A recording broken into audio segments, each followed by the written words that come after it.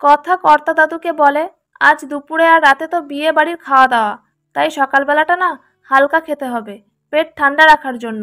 নিন। তখন চিকি ও মাফিন আসে। মাফিন বলে, তোমরা সবাই বিয়ে বাড়ি যাবে? আর চিকি বলে, আমরাও তো যাব।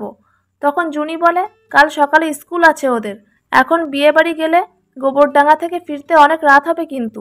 তারপর পিসিমণি বলে, আমি যাব না, আমি চিকি আর মাফিনের সঙ্গে বাড়ি থাকবো। অন্যদিকে দেখায় একজন গুন্ডা ফোনে চিত্রাকে বলছে, বাড়ির থেকে সবাই বেরিয়ে গেছে। তখন চিত্রা বলে, সুযোগ বুঝে আমরা বাড়ির থেকে দুটো বাচ্চাকে ঠিক সময় মতো কিডন্যাপ করে নেব। আর গুন্ডাটি বলে, ঠিক আছে ম্যাডাম। তারপর চিত্রা ও গুন্ডাটি বাড়িতে যায়। তখন চিকি আর মাফিন সিঁড়িতে বসে বলে, আমাদের বাড়িতে চুরি করতে আসা, মজা দেখাচ্ছি। চিকি বলে, কি করবি কি? মাফিন বলে, দেখ না কি করব।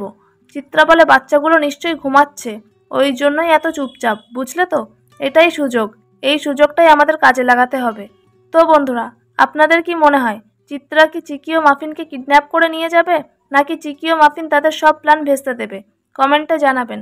আর পরবর্তী পর্ব দেখতে চ্যানেলটা সাবস্ক্রাইব করে রাখবেন। আর ভিডিওটি ভালো লাগলে লাইক কমেন্ট করে দেবেন।